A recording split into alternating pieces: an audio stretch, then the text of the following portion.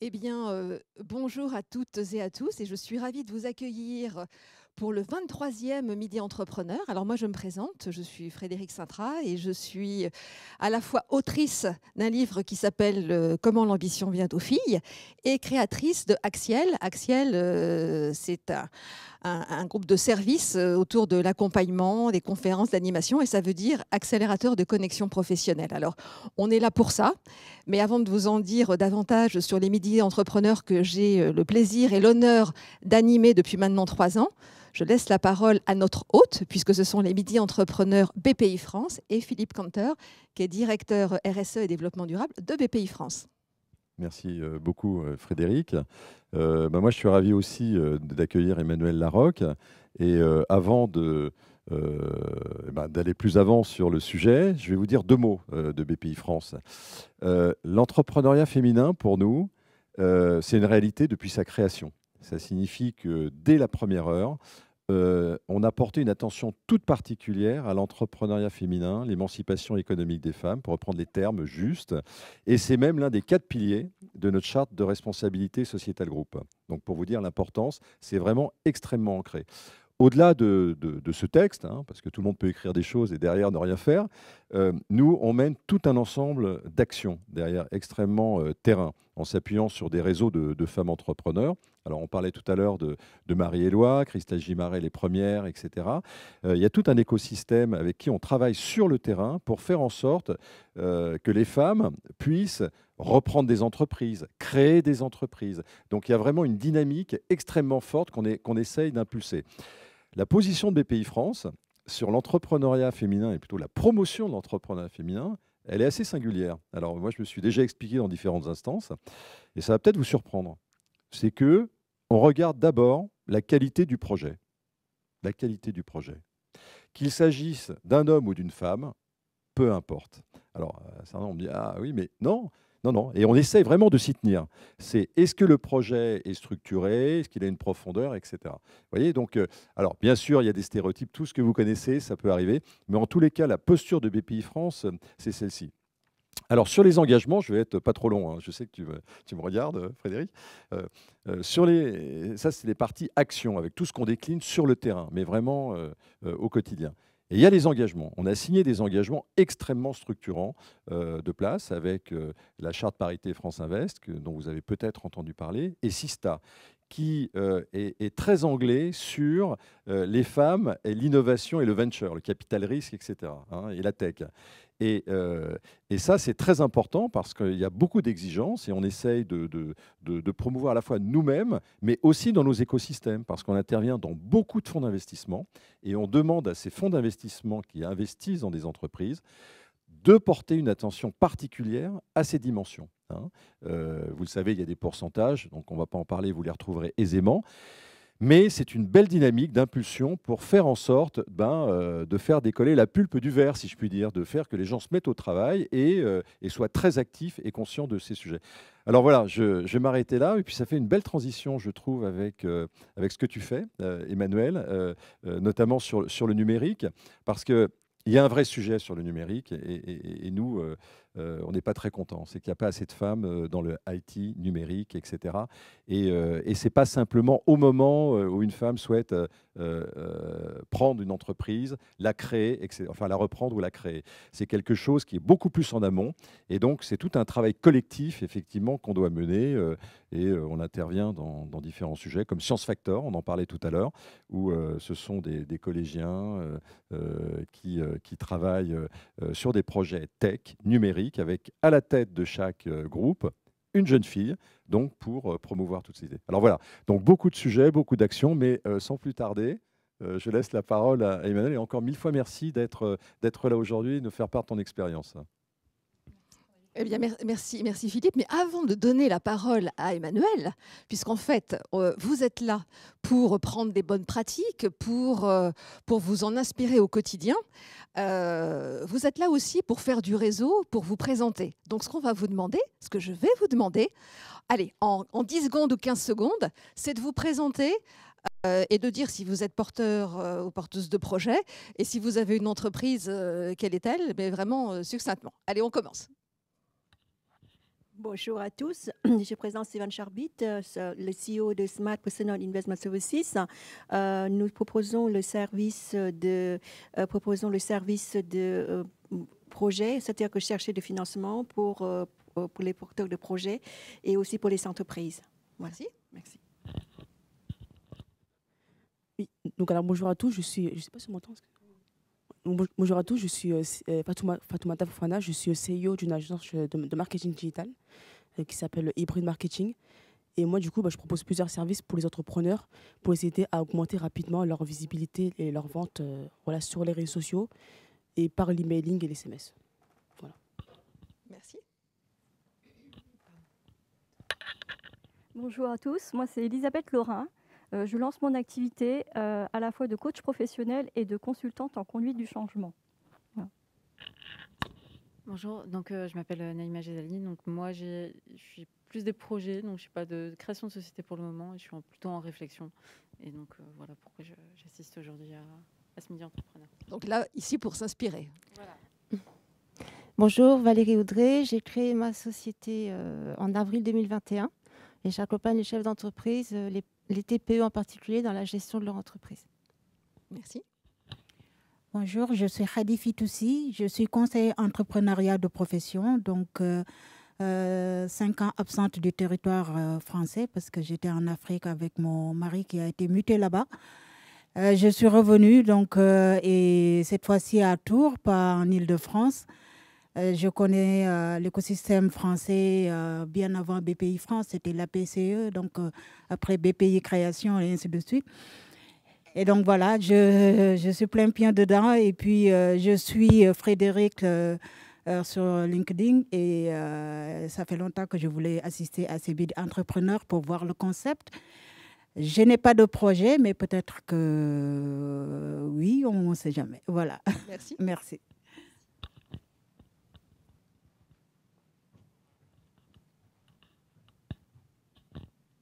Bonjour, je suis Lauriane Eugène et j'ai créé une plateforme digitale qui s'appelle Talenti.fr avec ma sœur Mallory. C'est pour ça que j'ai pris le micro. Et on aide à lancer des projets avec des formations et un jeu de cartes d'introspection. Bonjour, je suis Madame Kwame Fatou. Je suis porteuse de projets pour le moment qui sont en phase de réflexion. Donc, je suis venue pour pouvoir bénéficier de conseils et aussi profiler un peu encore plus mes projets. Merci. Bonjour, je suis Alfredine Lagache, j'ai 26 ans et je suis porteuse de projets dans le domaine de la nourriture et de la santé. Bonjour, je suis Yasmine Agui, alors toujours salariée, mais avec une forte envie d'entreprendre. Donc je suis ici avec vous pour m'inspirer et apprendre. Merci. Merci. Eh bien, alors vous êtes là pour vous inspirer, pour prendre des conseils. Et je crois que maintenant, ça va être à ton tour, Emmanuel, de prendre la parole. Donc on va pouvoir s'installer. Alors avant de te la donner, moi j'aime bien toujours raconter comment j'ai identifié les invités des Midi Entrepreneurs. Et en fait, toi, Emmanuel, moi je me souviens, j'étais encore salariée à l'époque dans une grande maison d'assurance et très investie dans les réseaux qui œuvrent pour la mixité. Et j'avais eu un coup de fil, je crois, en 2012, de quelqu'un qui se lançait justement dans l'univers de la mixité aussi, et tu venais plutôt me prospecter parce que j'étais dans une grande maison qui pouvait ouvrir les portes justement sur ton projet. Alors toi, tu vas nous raconter ton parcours, tu vas nous raconter pourquoi tu as décidé de monter Social Builder, ce que tu as fait, mais avant toute chose, je voulais te féliciter parce que j'ai vu qu'il y a 2 jours, tu venais de recevoir des mains de Cédric O la médaille du mérite. Alors on peut même t'applaudir, bravo. Alors Emmanuel, toi, parcours, on va dire un parcours classique, école de commerce, ça a commencé comment, à toi? Oui, alors des petites. Alors merci déjà, merci Frédéric, merci Philippe, merci à la BPI de cette invitation. Je suis vraiment ravie d'être avec des entrepreneurs en herbe ou déjà en action. C'est toujours un plaisir d'échanger entre nous. Donc moi j'ai commencé. Alors voilà, j'ai un parcours. Donc j'ai eu la chance de faire une école de commerce. Tout s'est très très bien passé et puis J'ai fait un parcours en échange aux États-Unis dans l'univers des startups. Et ça m'a beaucoup parlé. Et j'ai voulu continuer dans cette voie-là. Je te laisse poser des questions. Je sais pas, je peux parler très longtemps. Hein. Oui, non, vas-y, attends. Ce que tu me racontais, c'était l'univers des startups. Tu as regardé, tu as vu des choses, ça t'a inspiré. Et après, tu es revenu dans ton ancienne école et tu as monté quelque chose, je crois. Oui, je suis revenue. Donc, finir ma scolarité. J'avais déjà un projet d'entrepreneuriat en tête. Donc, j'ai lancé ma startup à l'époque, qui était une plateforme pour les métiers d'art, qui était une plateforme B2B pour les métiers d'art transatlantique. Et on était en 2001. Et peut-être vous ne vous en souvenez pas, mais en 2001, il y a une grosse crise financière. Donc, disons que j'ai craché ma première boîte, on peut dire comme ça. Mais bon, ça forme. Hein. Oui, et d'ailleurs, on est là aussi pour le savoir, pour apprendre. C'est que peut-être que ce n'est pas forcément la première fois, mais la seconde où on a une entreprise prospère. Alors ça, c'est très important de le dire. C'est que, bon, déjà, j'ai un vrai profil entrepreneur. J'ai toujours créé des choses, des assos, des projets. J'ai toujours embarqué beaucoup de monde. Et je pense que l'entrepreneuriat, c'est dans mon sang et je peux faire difficilement autre chose. Donc voilà, ça, en tout cas, ça ne m'a pas arrêtée. Mais je me suis retrouvée dans le milieu de l'entreprise après. Alors, dans ton école, justement, tu retournais à l'école de commerce et là, tu avais monté un incubateur. Alors, ce que j'ai fait, c'est que j'ai eu l'opportunité après. Alors, j'ai été consultante en IT donc pendant plusieurs années. J'étais très intéressée par le milieu de l'innovation, de la transformation par l'informatique, il faut quand même le dire. Mais rapidement, je me suis dit, c'est encore un peu trop tech pour moi. J'ai plutôt envie de travailler sur le changement de l'organisation. Et là, je suis quand même retournée sur le banc de l'école, il faut le dire. Je suis retournée sur les bancs de l'école et j'ai fait à Dauphine, c'est ça? Ouais, c'est ça. Je suis retournée à Dauphine et j'ai fait un master en sociologie de l'innovation et de l'organisation. Donc, je voulais vraiment plutôt aller vers l'accompagnement au changement et l'humain au centre de l'organisation avec toutes ces modifications technologiques. Et je me suis spécialisée sur le genre. Voilà, donc ça, je le précise parce que c'est important. Je me suis spécialisée... D'où ça te venait à ce moment-là, justement, sur le genre? Alors, c'était une intuition forte que j'avais envie d'un peu mieux appréhender. Pourquoi j'étais passionnée. J'ai toujours été passionnée un petit peu sur les sujets des inégalités sociales et plus spécifiquement de la place des femmes dans la société et dans l'entreprise. J'avais eu quelques petites expériences en entreprise, pas toujours très joyeuses. Et puis, j'avais envie de comprendre un peu les sous-bassements. Et ça m'a passionnée. J'ai su après que ma mère m'appelait la suffragette quand j'avais 5 ans. Donc visiblement, c'était ma destinée. Mais voilà, disons que de retourner à l'école, de passer un petit peu de temps à réfléchir, à me dire non, mais en fait, je vais travailler plutôt sur de l'entrepreneuriat, mais de l'entrepreneuriat à impact. Et ça me correspondait vraiment. Et de proche en proche, j'ai été amenée après à être directrice de RSE d'un campus. Puis j'ai été directrice d'un incubateur, mais d'entreprise sociale. Donc voilà, pour montrer un petit peu les étapes. Il peut y avoir plein d'étapes avant d'atterrir sur son projet ou un projet qui a vraiment du sens pour soi. Alors l'entrepreneuriat social, tu vas nous en reparler en détail. Mais justement, c'est quoi l'entrepreneuriat social?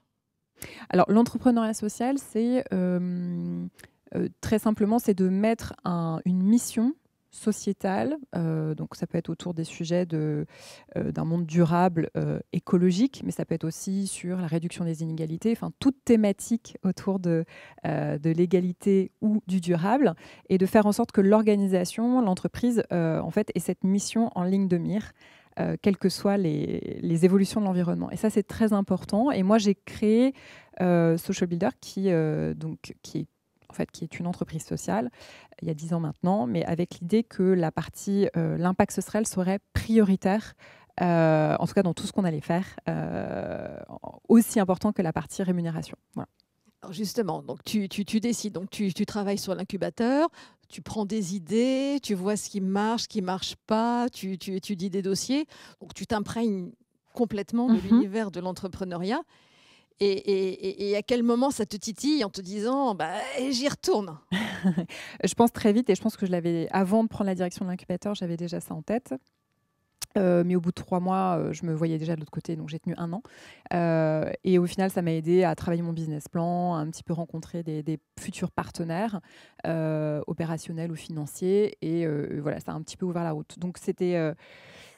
Voilà, c'était un passage, mais ça m'a permis aussi de rencontrer d'autres entrepreneurs qui travaillaient sur des projets à impact pour voir comment ils abordaient le sujet, quelles étaient les formes, les statuts, les organisations d'entreprise, les gouvernances, pour pouvoir aussi porter ce type de projet. Oui, et d'ailleurs, on discutait en aparté avec certaines qui disaient bah, je suis justement dans la réflexion des statuts. Parce que pour une entreprise, les statuts les plus communs, alors on va dire, il y a la micro-entreprise quand on démarre, l'auto-entreprise, SAS, les SASU, les SARL. Et toi, justement, c'est sous forme d'association. Comment on décide de lancer une association? Parce qu'on peut se dire, bah, si c'est une association, ce n'est pas une entreprise et je le fais en bénévolat. Comment en faire une entreprise? Alors, on aimerait t'écouter parce que ça, je pense que ça peut en inspirer plus d'une et plus d'un. Ouais. Alors, sur le statut, c'est un moyen, c'est pas une fin. Voilà, déjà. Donc, on prend la gouvernance et les statuts qui correspondent à notre projet et à notre marché.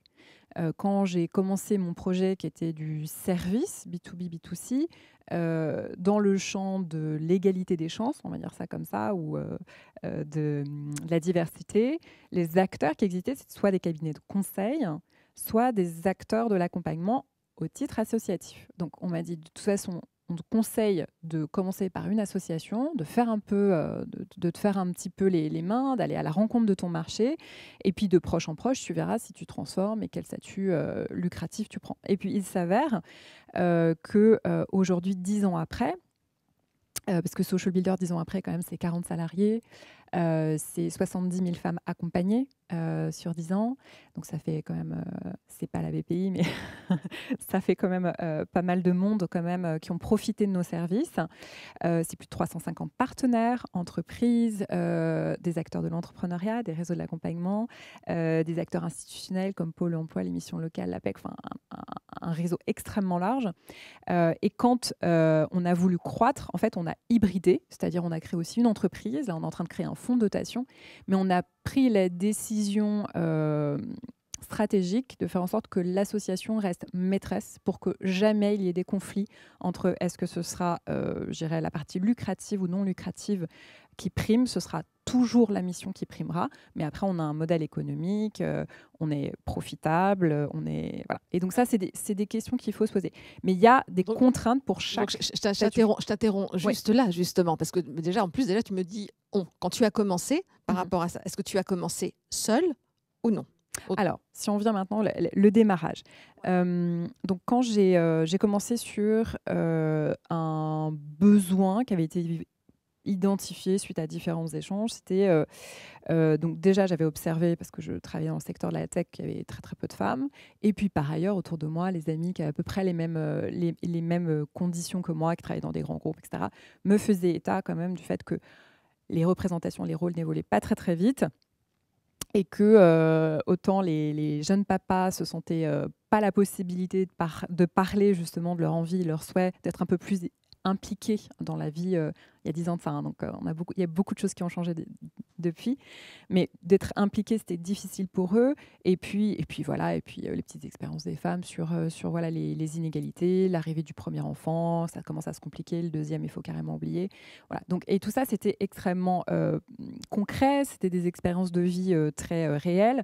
Et moi, vraiment de me dire, non mais on peut pas estimer que c'est un statu quo, il faut créer quelque chose pour accompagner concrètement cette nouvelle génération de jeunes femmes et de jeunes hommes à construire un monde beaucoup plus mixte, durable, paritaire, et puis par ailleurs aider visiblement les organisations à s'organiser pour que les choses évoluent dans le bon sens, parce qu'il y avait peu de solutions en fait. Donc tu adressais particulièrement, effectivement, je me souviens, les plus jeunes femmes. Donc en segmentation, on était plutôt sur les moins de 30, c'est ça? Voilà, on était sur les jeunes cadres qui cherchaient des solutions, et on travaillait à la fois avec des entreprises sur des parcours internes et à la fois en B2C, on proposait des séminaires de développement des sujets leadership. Mais rapidement, on a fait un pivot en termes d'impact. On s'est rendu compte qu'on devait aller un petit peu plus loin sur l'analyse de comment on pouvait faire levier. On a trouvé que le secteur de la technologie du numérique était vraiment un enjeu clé, puisque pas de femmes, puisque des vraies difficultés de faire évoluer les femmes, puisque les femmes partaient très rapidement des entreprises, elles en partent 2 fois plus vite que les hommes sur les fonctions IT. Donc il fallait travailler sur ce sujet de manière systématique. Et donc quelques années après, voilà, on a vraiment positionné notre offre. Alors donc, que je peux expliquer. Voilà, mais avant, quand tu as démarré, on est toujours sur le démarrage. Donc, tu choisis, tu adresses plutôt cette population, tu te rends compte qu'il y a un besoin solvable, parce qu'après, c'est toujours ça aussi. Quand on s'intéresse, quand on est sur ces sujets, c'est est-ce qu'il y a le besoin et est-ce que derrière, il y a des gens qui sont prêts à payer pour, ou des entreprises ou des organisations. Et puis, est-ce que tu te lances seul? Parce que là, c'est un des gros enjeux. Et à chaque fois qu'on aborde ce sujet dans les midis entrepreneurs, est-ce que je me lance seul, pas seul? Est-ce que je commence avec quelqu'un d'autre? Est-ce que je fais quelque chose, mais petit, si je suis seul? Est-ce que je commence avec une équipe? Ce qu'on voit plutôt dans l'univers masculin, avec tout de suite 3, 4, 5 personnes qui se lancent et qui partent en meute. Donc, comment tu as démarré? Quand j'ai commencé, je ne connaissais pas mon métier. Donc, je pense qu'il y a aussi, est-ce qu'on connaît déjà, on a déjà une idée claire du marché qu'on va adresser et on maîtrise un métier. Moi, ce n'était pas le cas. Donc, je me suis formée déjà et j'ai été à la rencontre des besoins et au fur et à mesure, j'ai compris là où je pourrais avoir de la valeur et de l'impact. Et c'est à ce moment-là qu'on se pose, à mon avis, la question d'y aller en plusieurs. C'est-à-dire qu'au début, il y a autant de façons d'entreprendre que de personnes. D'accord ? Je pense que ça, il faut vraiment en être assez convaincu. Je ne parle pas des professionnels de l'entrepreneuriat qui montent des boîtes comme on achète des paires de chaussures. Je parle vraiment de quand on commence à se mettre un peu dans le sujet de l'entrepreneuriat et qu'on dit je vais créer quelque chose. Je ne sais peut-être pas jusqu'où je vais aller, mais je vais créer quelque chose. Moi, ma conviction, c'est que déjà, je voulais comprendre, étudier et avoir vraiment une réponse qui ait de la valeur pour la société, pour les femmes, pour les entreprises. Et donc, à partir de ce moment-là, j'ai pris le temps. J'ai investi sur moi-même, j'ai investi tout ce que j'avais. Mais au moins, j'ai pris le temps de me former et d'avoir une proposition de valeur réelle et monnayable. Voilà. Et on va être cash, puisqu'on est sur du sans filtre. Tu gagnais ta vie comment à ce moment-là? Alors déjà, j'ai quand même vendu des services tout de suite. Voilà, on faisait de l'accompagnement. Les entreprises nous payaient bien. Parce que j'avais quand même pas mal de savoir-faire, mais j'avais pas un business model complètement arrêté. Donc voilà, j'ai fait beaucoup de consulting qui te permettait de faire rentrer de l'argent. Consulting. Ensuite, j'ai été coach pendant quelques années. Voilà, ça m'a permis, on va dire, de patienter jusqu'à ce que le modèle soit posé. Ok, donc tu continuais à avoir une activité et puis en parallèle, tu travaillais sur ton projet, ce qui allait devenir ton grand projet, au-delà de l'emploi que tu te créais, mais qui était plus pour sentir les choses et alimentaire également. Oui, mais c'est le cas pour tous les entrepreneurs. Hein. Enfin, soyons très très clairs. Hein. C'est-à-dire que ces questions-là, on les pose très rarement, mais en fait, des gens qui commencent à créer, pour toutes les personnes que je connais, elles commencent comme ça. C'est-à-dire elles commencent au début, avant de gagner leur vie, elles vont manger des pommes de terre et elles vont avoir plusieurs activités pour pouvoir arriver à un point de maturité, même pas de se payer, mais au moins de vraiment d'être assuré que leur entreprise, c'est une entreprise, qu'elle a des fondamentaux solides, un business model pérenne, et de pouvoir commencer à aller voir des investisseurs si c'est le choix. Voilà. Ça, je le précise parce que la question de la trajectoire, c'est pas forcément quelque chose qui est facile à expliquer. Voilà, quand on va voir son banquier, il dit juste à côté, je fais des babysitting pour que ça fonctionne. Voilà, ça, c'est clairement pas des choses qu'il faut dire et il faut pas le dire. Il faut être très clair, il ne faut surtout pas le dire. Il faut être vraiment dire, je suis à 100% sur mon projet, j'y crois, ça va bien se passer et je suis entourée des bonnes personnes. Et après, ce qu'on fait pour que ça marche, ça ne regarde que nous. Voilà, ça, c'est hyper important. Et toutes les personnes qui ont fait des grands groupes et qui ont commencé de rien, ils font pareil, sauf qu'ils ne le disent pas. Voilà. Eh bien, on est sur du sans filtre. Merci de cette authenticité. Alors toi, tu faisais ça en parallèle. Je dis aussi pour les femmes, parce qu'on leur pose toujours ces questions-là. C'est intéressant, on parlait tout à l'heure de cette petite campagne de vidéo Vive Sista, qui a lancé une campagne sur justement qu'est-ce qu'on demande aux femmes et qu'on demande aux hommes, et on ne leur demande pas les mêmes choses. C'est très important de se dire qu'il y a des choses qu'il ne faudra pas dire, il y a des questions auxquelles il ne faudra pas répondre, ou il faudra répondre d'une manière à ce que ça ne vous mette pas en difficulté. Voilà. Alors donc, tu fais ton consulting, voilà, et tu travailles sur ton projet. Sur ton projet, donc tu l'affines, tu vois le besoin, tu te rends compte que c'est au niveau de la tech. Il y a des jeunes femmes d'une part, il y a la tech d'autre part, et là tu commences à avoir une idée qui mûrit sur le social builder que tu es en train de construire. Comment ça se fait ? En fait, sincèrement, c'est arrivé très très vite. C'est-à-dire qu'à partir du moment où j'ai sorti la tête de l'eau, je me suis dit, bon, maintenant, qu'est-ce qui aurait de la valeur ? 3 ans après, la vision était claire, ce à quoi je voulais arriver était clair. Donc, je veux construire une organisation internationale qui va aider des centaines de milliers de femmes partout dans le monde à rentrer dans la tech, à vivre de la tech, à progresser dans la tech. Dis donc, on parlait d'ambition tout à l'heure. Là, tu es parti avec des ambitions et tout de suite internationales et je veux changer le monde et avoir de l'impact. C'était dès le départ. Donc ça, c'est aussi intéressant de voir que les ambitions peuvent se construire au fil de l'eau quand on comprend le potentiel de son projet et qu'on voit aussi comment les autres y répondent. Mais je crois qu'il faut aussi tout de suite se dire ce qu'on a vraiment envie de faire. Et si on a envie de créer une grande entreprise qui aura un impact significatif, quel qu'il soit, sur la vie des gens, sur un marché, peu importe ce qui vous donne envie, faut le dire très clairement, quoi. Enfin, moi, j'ai un peu habité aux États-Unis, tout le monde est à l'aise avec ça, quoi. Il n'y a qu'en France, on se dit, oh, mais voyons. Non, c'est hyper clair. C'est hyper clair et c'est ce qui va se passer, je le sais.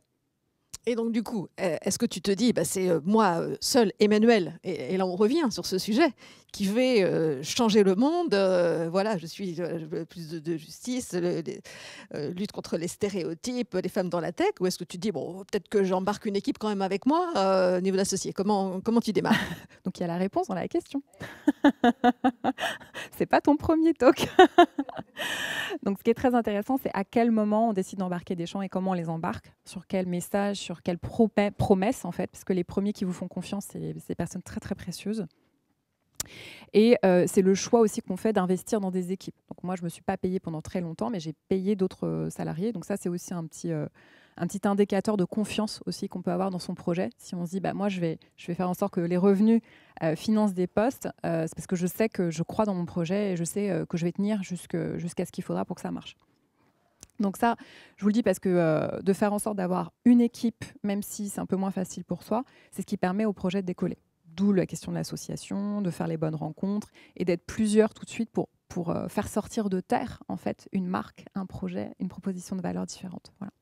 Donc ça a été assez rapide. Au bout d'1 an, j'avais déjà des salariés. Et au niveau de l'association, tu étais seule au board. Comment ça se passe? Ah non, mais moi, j'ai été tout de suite salariée. Ouais. D'accord. Et donc au début, j'étais bénévole, si tu veux. Voilà. Et pour une association, donc, oui. C'est comment ça se passe? C'est comme une association de 1901, comment on a un président? Comment ça se passe concrètement? À la gouvernance? Oui. Alors, sur l'association, une association, vous êtes familier avec l'association? Oui. Donc voilà, donc ça veut dire qu'il y a un conseil d'administration qui a une responsabilité vis-à-vis du projet et qui oriente les directions. Et donc, moi, j'avais un board de personnes qui croyaient dans le projet. Et après, moi, je faisais partie de l'équipe opérationnelle. Voilà. Et après, on a une équipe qui met en œuvre la stratégie pour remplir les missions de l'association. Et c'est toujours le cas. J'ai toujours un board. J'ai aussi un comité d'orientation stratégique, une équipe. Voilà, tout ça est toujours sous la même forme. C'est plus gros. Donc tout de suite, tu t'es dit, voilà, je vais lancer mon entreprise. C'est pas avec du capital que je mets ou je vais être présidente de cette entreprise-là. C'est que je vais me salarier dans l'association et je vais monter une structure justement bénévole qui dirige l'association. Donc ça veut dire qu'en termes de capitaux initiaux, etc., on n'a pas des besoins de la Mais une nature. association n'a pas de capital. Donc voilà, donc déjà, le principe. Déjà, ça veut dire qu'on peut démarrer ex nihilo sans avoir justement des emprunts de la banque, etc., pour démarrer l'activité. Alors l'association n'a pas de capital, mais elle peut avoir eu des fonds, des donations, des subventions, elle peut avoir eu des prêts, des mises à disposition de matériel ou de financement. Donc on peut partir avec un capital, mais ce n'est pas le capital social de l'organisation et qui lui donne une valeur, je dirais, commerciale. Donc nous, on est parti sur du service aux entreprises et aux personnes. Donc on n'avait pas besoin de capital. Au final, on vend notre force d'action. Donc on n'a pas besoin de capital. Voilà, il n'y avait pas d'investissement. Donc c'était assez simple et à la limite, c'est plus facile. C'est vrai pour commencer dans l'entrepreneuriat, d'aller vers ce type de modèle parce que voilà, il y a peu de risques. Oui. Et est-ce que, justement, tu me parlais des entreprises qui peuvent donner, est-ce qu'il y a les réductions fiscales pour les entreprises dans l'association, par exemple, ce qui permet d'abonder et justement et de trouver les bons leviers? Alors, donc les modèles économiques des associations. Donc, nous sommes une association qui sommes un organisme de formation. Donc, nous formons des dizaines de milliers de femmes aux compétences numériques et techniques. Donc, ça, c'est ce que fait Social Builder. Social Builder oriente les femmes vers les métiers numériques et techniques. Donc, ça, ce sont des programmes spécifiques qui sont notamment achetés comme par des partenaires type Pôle emploi. Voilà, Pôle emploi nous demande d'orienter les femmes. Donc, on a des programmes sur 5 jours, sur 3 semaines, pour orienter les femmes vers les métiers et les faire rentrer dans des formations techniques et numériques. Donc, c'est extrêmement concret, c'est de l'accompagnement humain, de la formation. Ensuite, on a des formations métiers. Les formations métiers, c'est plus de 400 heures jusqu'à 18 mois en alternance sur des métiers. Alors, vous connaissez, c'est le développement informatique, c'est la gestion de projet, c'est la gestion de données, c'est tous les métiers du cloud. Donc là, on fait de la formation comme un organisme de formation digitale X, qui est dans notre organisation. Et après, on fait de l'insertion professionnelle. Donc, on aide les femmes à s'insérer soit par l'emploi, soit par l'entrepreneuriat. On a différents programmes. Sur la partie entrepreneuriale, c'est un parcours de 80 heures pour que les femmes, grâce au digital, créent des entreprises, génèrent des revenus. Et sur la partie emploi, et ben voilà, c'est des très grandes entreprises que je ne citerai pas ici, mais qui viennent nous acheter en fait soit de la formation pour insérer des femmes, soit qui viennent nous demander de recruter des femmes que l'on forme. Voilà. Donc, c'est tous ces 3 métiers différents dans une organisation, mais ça permet de créer des parcours, un parcours sans couture, en fait, un accompagnement 360 degrés qui fait que les femmes, elles rentrent d'un côté et elles sortent de l'autre. Voilà. Ce qui est encore sur la question de la tech, qui est un vrai challenge. Donc, ça veut dire qu'en termes de modèle économique, on a 3 métiers différents et en fonction de ces métiers, on a un modèle différent.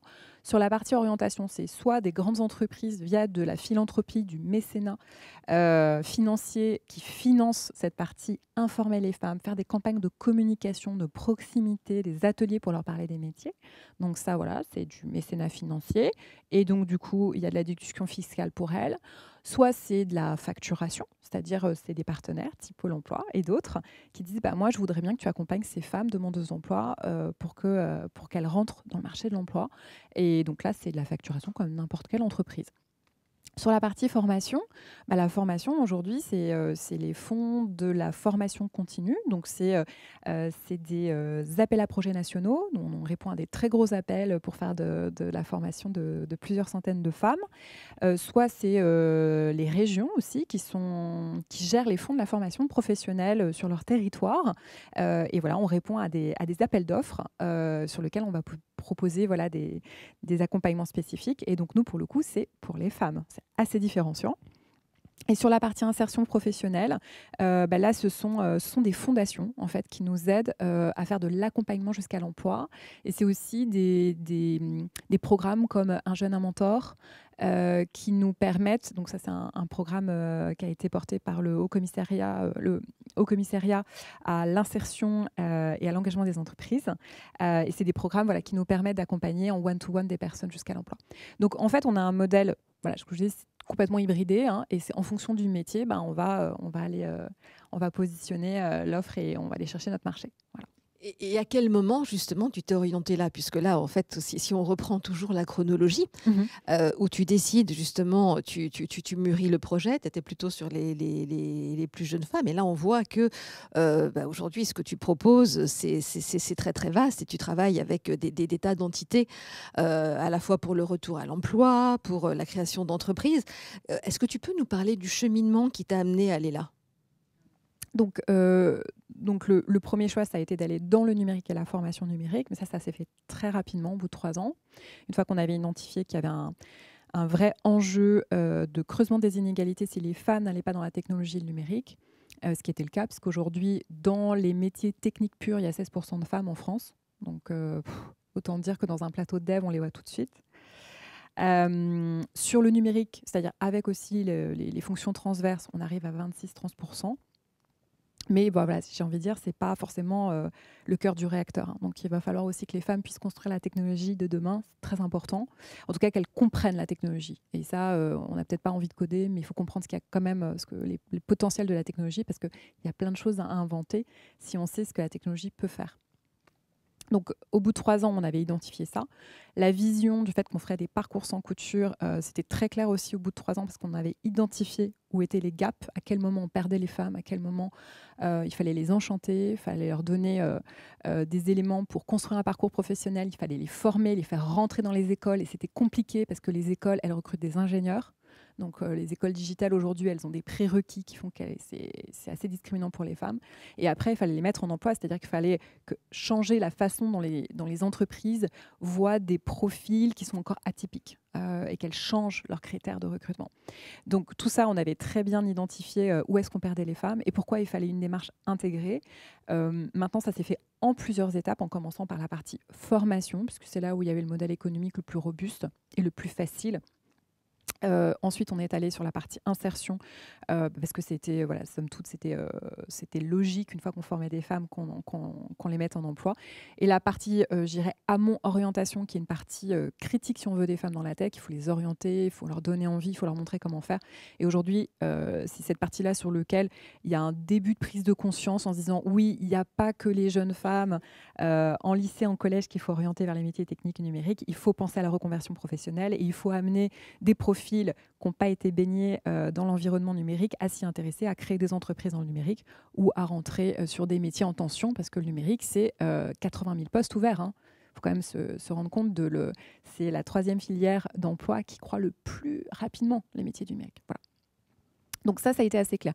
En revanche, ça a été itératif. Et ça, je pense qu'en fonction, bien sûr, de son business, voilà, il faut avoir une petite roadmap et si on ne peut pas tout faire en même temps. Mais ce qui est important, c'est de commencer par quelque chose, de le maîtriser et d'être suffisamment bon.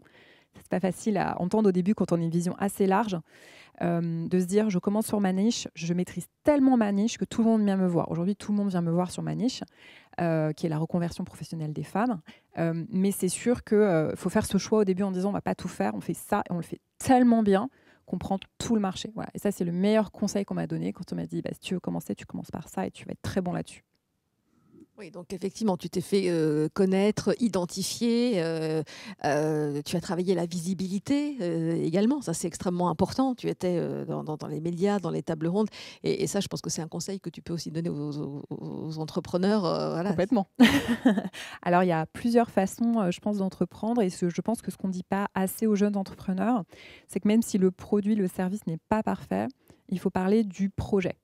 Voilà ce qu'on veut faire, comment on veut le faire.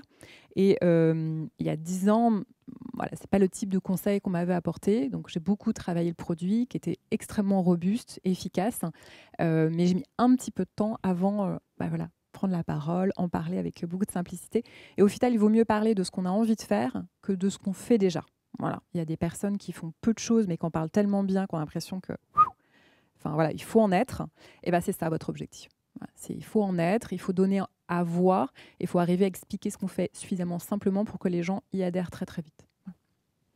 Oui, que les personnes comprennent très très vite ce qu'on a proposé et quel est l'apport très concret. Et la valeur. Voilà. Alors, tu nous as parlé de 40 collaborateurs. Donc aujourd'hui, quels sont les métiers de ces collaborateurs ? Comment vous êtes organisé au sein de Social Builder ? Alors, nous, on a le principal métier chez nous, c'est les chargés de projet. Donc, c'est les gens qui vont piloter les programmes d'orientation, de formation, d'insertion, voire de conseil aux entreprises. On fait aussi du conseil. Donc, ça, c'est des profils chargés de projet. On a des chargés de formation. Donc, ça, c'est les personnes qui accompagnent les femmes dans les parcours de formation et qui organisent le parcours, qui accompagnent individuellement toutes les personnes qui sont formées pour s'assurer justement qu'il n'y ait pas de rupture dans le parcours de formation. Et ça, c'est essentiel. Elles ont un travail essentiel. Donc ça, c'est la majorité des personnes. Tout ce qui va être les formateurs, formatrices techniques ou sur les compétences transverses, parce qu'on travaille sur les deux, nous, c'est des personnes extérieures à l'organisation. Ça, c'est le marché de la formation qui veut ça. Et puis en plus, comme on forme sur des référentiels métiers très vastes, on a une quinzaine de référentiels métiers. À chaque fois, il faut aller chercher des gens qui sont bons sur ce qu'ils font. Donc ça, c'est externalisé. Et puis après on fait du bizdev, quoi. C'est-à-dire, on va construire du partenariat, de la relation, et on va montrer ce qu'on sait faire, et on va s'assurer que nos clients sont satisfaits. Et donc, vous travaillez avec des freelances ou des indépendants qui vont assurer les formations que vous proposez, c'est ça en fait. Voilà, alors on a deux modèles. On a un modèle où soit on fait intervenir des indépendants, donc on construit le parcours de formation, et on a des formateurs, formatrices indépendants. Soit on travaille avec d'autres organismes de formation qui sont spécialisés sur certaines technologies et on va travailler avec eux sur un parcours qui soit adapté à nos publics, qui sont, somme toute, des fois un petit peu moins techniques que les personnes avec qui ils ont l'habitude de travailler. Tu peux nous donner des exemples de quelques métiers qui ressortent de ces formations? Et qu'est-ce qu'on peut faire? Parce que notamment, comme tu le disais, alors c'est peut-être des stéréotypes, mais que les femmes s'orientent peut-être un peu moins facilement vers les métiers du numérique. Est-ce que tu peux donner des exemples et voir des success stories? Alors les success stories, nous on en a plein. Toutes les femmes qui sortent de chez nous. Donc c'est des personnes qui peuvent avoir très peu de qualifications ou être très qualifiées, mais qui s'y retrouvent plus dans leur métier ou qui ont envie de faire autre chose, ou qui ont eu des ruptures de vie, qui font qu'à un moment, on n'a pas travaillé pendant longtemps, il faut se repositionner, on n'est plus trop à la page, ou qui ont aussi des vocations contrariées. J'ai par exemple là une personne qui était dans les métiers de la restauration, qui s'est formée chez nous et qui a toujours programmé discrètement à la maison, et qui un jour s'est dit non mais en fait c'est vraiment ça que j'ai envie de faire, et qui s'est donné du temps, et qui a eu les moyens aussi bien sûr de se donner du temps, parce que c'est quand même un engagement, se reconvertir, ça dure plusieurs mois pour se former, et puis voire plusieurs années pour vraiment être bien dans son métier, et ça il faut le savoir, c'est un vrai engagement. Donc voilà. Et puis on a aussi l'une des premières promotions qu'on a fait c'était en 2014, de femmes qu'on a reconverties. J'ai cette image de cette femme qui était qui avait un doctorat en sciences de l'environnement et qui voulait être data scientist, et on a été la première étape de son parcours en fait, qui était somme toute aujourd'hui peut-être assez logique, mais en fait à l'époque il y avait beaucoup de murs, c'est data scientist, il fallait que tu sois sortie de certaines écoles, et elle, pour entamer cette transition, ça nécessitait qu'elle rentre dans une entreprise avec un projet qui était assez clair, et que l'entreprise lui dise on va te former en plusieurs années, mais on va te former. Et c'est comme ça, on l'a formée sur les métiers du développement informatique back-end, elle est rentrée dans l'entreprise et ils l'ont fait évoluer, elle est data scientist aujourd'hui. Voilà. Donc ça c'est aussi intéressant de voir que c'est pas immédiat, ça met du temps. Et comme on dit pour l'éducation, it takes a village. Il faut tout un ensemble d'acteurs qui permettent à quelqu'un de concrétiser un projet. Il faut en être conscient. C'est comme dans l'entrepreneuriat. Il faut BPI, il en faut bien d'autres. Et tant mieux. Voilà. Et est-ce que le contexte justement de la crise sanitaire a fait prendre conscience à un certain nombre de personnes, de femmes, qu'elles pouvaient aller vers le numérique, voire parce que le contexte n'est pas favorable, se reconvertir et donc vers les métiers du numérique? Ouais. Alors, ce qu'il faut quand même comprendre sur la spécificité de Social Builder, c'est quand on a commencé, tout le monde nous disait qu'on allait échouer. Ça, c'était il y a 10 ans. Ça, c'est très important de se le dire. C'est-à-dire qu'avant que ça marche, tout le monde se demande si ça va marcher. Voilà, donc suivez votre instinct. On peut tous se tromper, mais si vous savez que vous pouvez craquer un truc, changer la façon de faire de quelque chose, au moins essayez. Parce que si vous y arrivez, c'est l'auto, quoi. Donc ça, c'est très important. Donc quand on a commencé... attends, redonne-moi ta question parce que je suis partie un peu loin. Est-ce que la crise sanitaire a... Donc, le problème avec le numérique et la reconversion, c'est qu'on disait il n'y a pas de femmes, il n'y aura jamais de femmes, elles ne voudront pas aller. Comme si il y avait un cerveau de l'informatique pour les femmes et un cerveau de l'informatique pour les hommes. Donc, bien sûr, historiquement, je peux vous refaire toute la page. Pourquoi aujourd'hui il n'y a pas de femmes dans le numérique dans certains pays? Parce que ce n'est pas vrai dans tous les pays. On ne va peut-être pas faire ça aujourd'hui. Mais nous, on partait du principe qu'on y arriverait. Parce qu'à partir du moment où il y avait des conditions sociales d'éviction des femmes, on pouvait créer d'autres environnements pour les attirer. Et on a remporté ce pari. On a mis quelques années pour attirer les femmes, mais aujourd'hui, elles tapent à nos portes sans aucun problème. Et on a tout l'écosystème de la formation digitale qui vient nous voir en disant « mais comment vous faites ?» Et bien en fait, on ne fait pas mieux que les autres, sauf qu'on va parler aux femmes des métiers d'une manière qui soit compréhensible, attractive, et en disant « mais vous êtes les bienvenus ». Ça a changé aujourd'hui. L'écosystème est beaucoup plus bienveillant qu'il y a 10 ans. Mais ce qui est sûr, c'est que la crise sanitaire on a eu énormément de femmes qui sont venues parce qu'elles se sont rendues compte que la vie s'étant déplacée en ligne, on ne pouvait plus faire autrement que d'aller sur ces métiers, ou en tout cas d'avoir un certain nombre de compétences. Donc, ce que je dis de temps en temps, c'est au final, la bataille culturelle vers les femmes, elle est gagnée. Ça y est, elles savent qu'il faut y aller. Maintenant, ce qu'on doit réussir à faire, c'est leur montrer le champ des possibles. Il n'y a pas que le développement informatique, il y a plein de métiers et surtout, il y a plein de passerelles. Et il faut s'assurer que les passerelles elles fonctionnent bien dans tous les territoires pour tous les métiers. Ça, il faut encore affiner un peu le design parce qu'on n'y est pas. Alors, tu nous parlais de l'international. Oui. Tu peux nous en dire un mot? Alors, donc, l'international, ça a toujours été dans notre vision. d'apporter des services aux femmes partout dans le monde. Et on a déjà Social Builder. Hein, on se le disait dès le départ, on s'est dit il faut un nom qui parle, quel que soit l'endroit où on ira. Et on met les choses en place. Donc la première chose, c'est qu'on voulait avoir un service vraiment bien installé en France. Donc on continue à se développer dans les territoires un peu partout en France. Et on a fait une première tentative. On s'est installé aux États-Unis en 2019, puis Covid, puis fermeture de la filière américaine. Donc voilà, on a appris très vite aussi de ce qu'il ne fallait pas faire.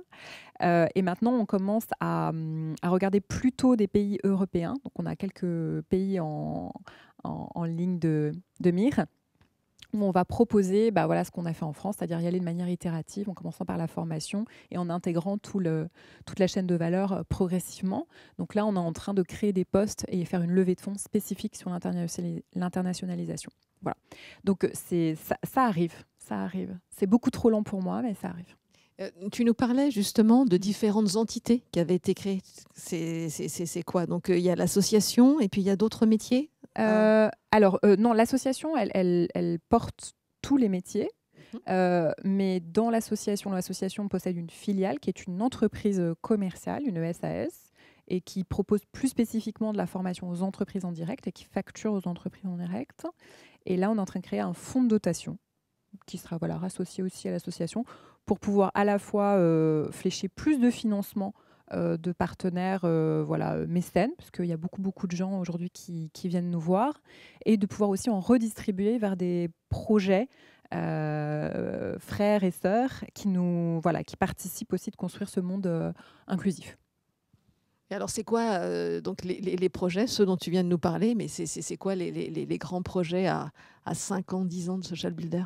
À 5 ans, 10 ans, alors déjà, à 3 ans, on veut doubler le nombre de femmes qu'on accompagne. Donc aujourd'hui, on est à plus de 70 000 femmes accompagnées. On a un objectif de 150 000 femmes dans 3 ans. Donc ça veut dire des opérations dans tout le territoire français et on aura à peu près 5 filiales dans 3 ans dans les pays européens. Puis on ira vers le territoire africain parce qu'on a il y a des marchés qui sont matures sur la transformation numérique et qui ont des gros besoins sur l'entrepreneuriat avec des compétences digitales pour les femmes. Donc voilà, ça c'est c'est nos marchés. Et voilà, et puis après, on continue, quoi. On arrive au terme de cet échange avant de donner la parole aux participantes. J'ai l'habitude de terminer avec 2 questions, donc somme toute assez banales. Mais voilà, qu'est-ce que tu aurais fait autrement avec le recul que tu as? Et puis l'autre, c'est de quoi tu es la plus fière? Alors, ce que j'aurais fait autrement, c'est que justement, j'aurais beaucoup plus communiqué. Moi, j'étais vraiment sur mon produit. Il fallait que dans la culture du bon produit. Absolument pas. Il faut vite mettre sur le marché même quelque chose de très approximatif, mais en faisant très attention à son premier ou ses premiers clients. Donc voilà. L'objectif, c'est pas d'avoir un produit parfait. L'objectif, c'est qu'on le vende, quoi. Et le faire savoir. Et ce dont je suis la plus fière, tellement de choses. Non, mais il y a 2 choses. Une première, c'est de ne pas m'être arrêtée, déjà, parce que forcément, il y a des hauts débats et puis on peut se poser des questions. Donc maintenant, je sais que je ne m'arrêterai plus. Voilà, il faut passer les premières vagues. Et après, c'est bon. Et la deuxième chose, c'est d'avoir réussi à engager autant de personnes autour du projet et qui elles-mêmes, après, ont créé leur propre boîte pour faire des choses aussi sur le sujet de l'égalité ou d'autres choses. Et d'avoir essaimé comme ça et de créer des petites flammes un petit peu partout, ça me donne beaucoup de fierté.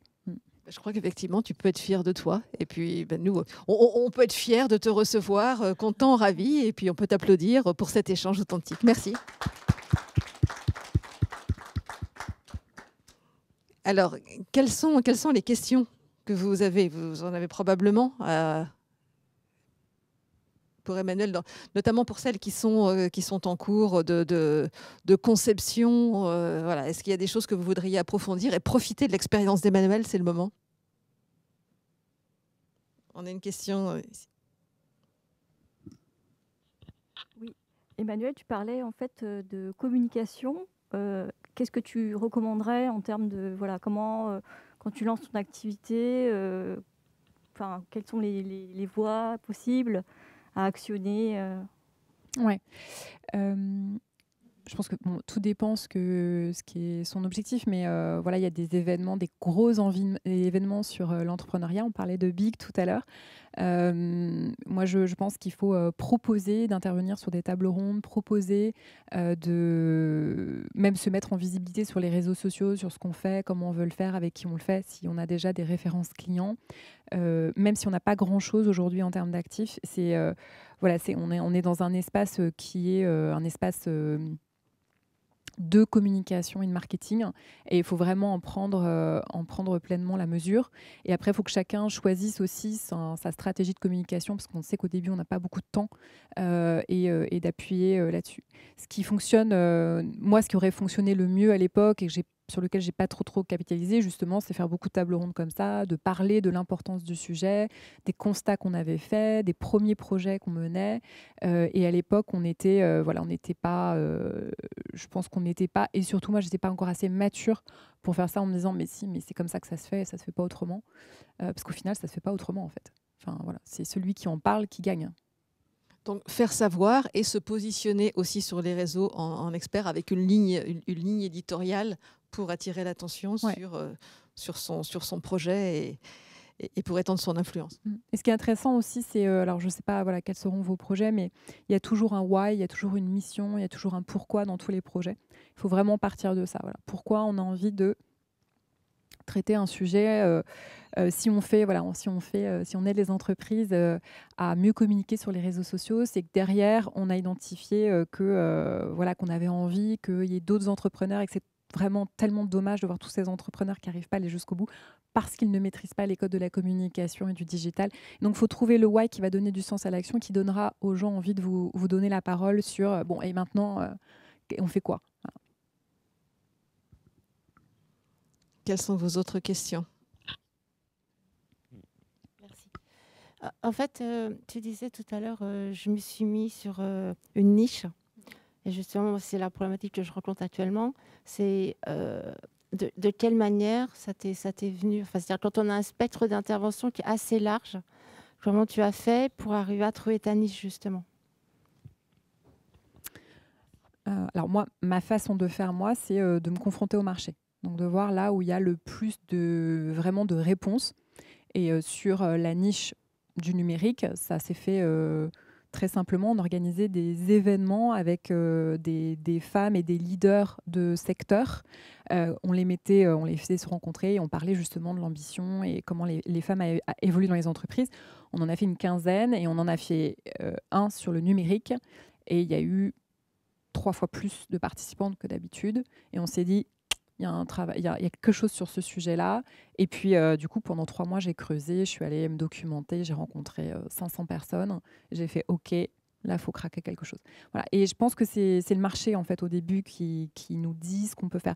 Puis à un moment, on va se dire, mais au final, je n'ai pas forcément envie de faire ça, mais ce n'est pas grave. Une fois qu'on a une base, c'est plus facile de faire un tout petit pas de côté que quand on n'a pas grand-chose et il faut manger. Oui, parce qu'effectivement, tu as raison de le rappeler. Moi, je rencontre beaucoup d'entrepreneurs qui disent « j'ai envie de faire ça et je vais le faire en occultant le marché et la solvabilisation ». Et là, toi, tu as vu, voilà, qu'est-ce qui peut prendre? Et donc, du coup, je vais là-dessus. C'est une démarche inverse. Juste pour expliquer, je pense que nous, on a été toujours précurseurs dans tout ce qu'on a fait. Voilà, on voit très loin. Et donc, moi, j'ai une équipe qui m'aide à raccrocher à oui, mais le marché, il en est là aujourd'hui. Donc, on va faire un petit pas sur le côté, on va construire progressivement. Donc, c'est aussi intéressant de s'entourer de personnes qui vont retraduire la vision, la manière dont vous voulez où vous voyez comment les choses vont dans quelle direction les choses vont aller et qui vont permettre d'ancrer les solutions telles que le marché aujourd'hui est capable de les absorber. Voilà. C'est-à-dire ce qu'on fait aujourd'hui, il y a 10 ans, on n'aurait pas pu le faire. Je ne sais pas si ça vous parle ce que je dis. Ici.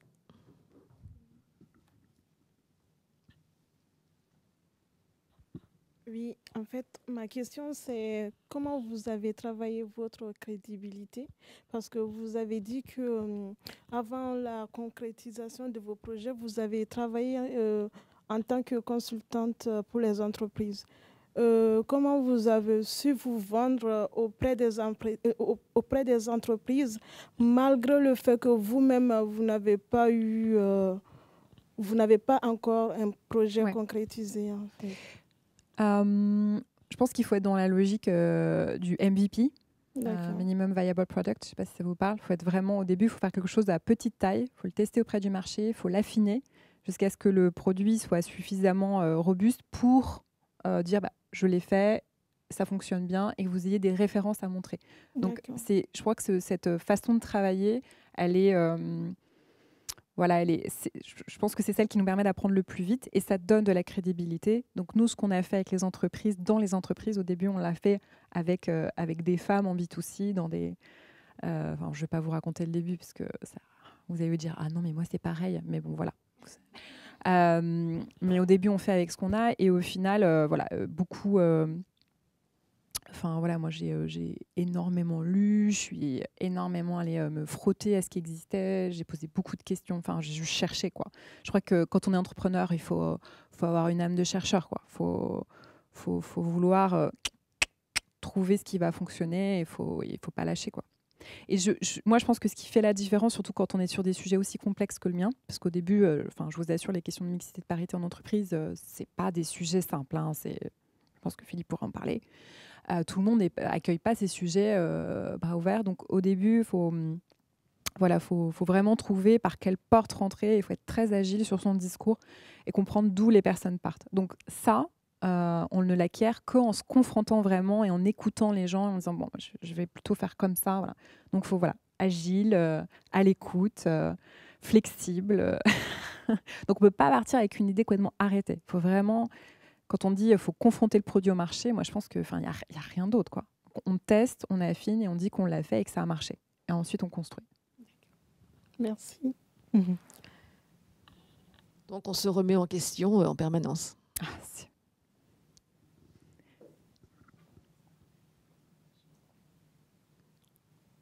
D'autres questions? Vous ne voyez pas, mais il y a des gens qui font...